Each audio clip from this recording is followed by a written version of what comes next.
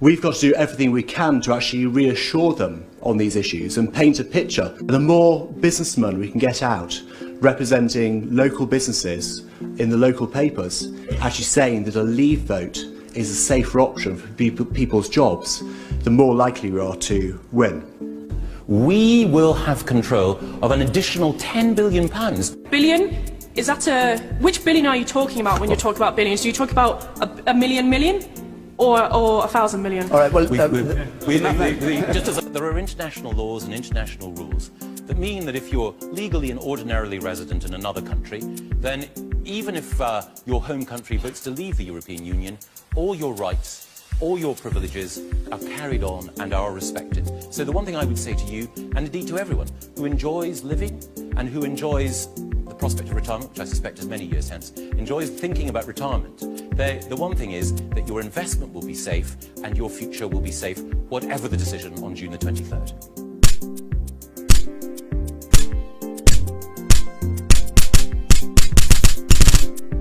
So perhaps I can just simply invite you to tell us what's the plan.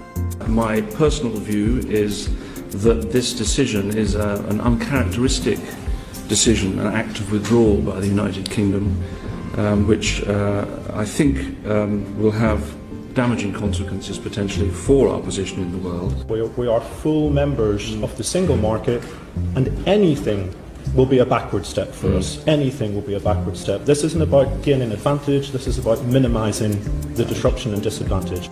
These are not the sunny uplands I was hoping to hear about. Our position as a country has effectively been hobbled by, frankly, quite distorted debates about immigration and about sovereignty, and that means that we can't just identify our national interest and say we want global influence, we want global leadership, we want economic prosperity, because a large part of what we would naturally want to do as a sensible, pragmatic country has been distorted and hobbled by these myths around immigration and sovereignty. Those who were voting leave would often say out in the street, yeah, too many immigrants, or something like that, almost a throwaway line.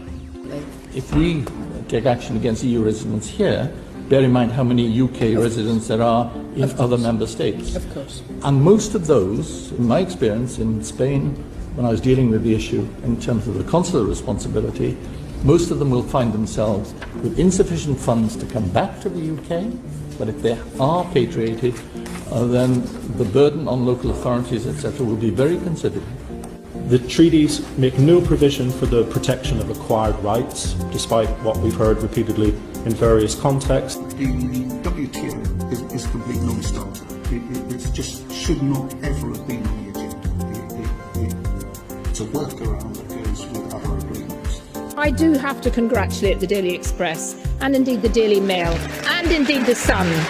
I'm worried about the government, I'm worried about Max. And you don't trust them. Let's just get to a yes-no thing. You don't trust this government. Oh, I was told years ago, never trust the Tories, and that thought hasn't gone away.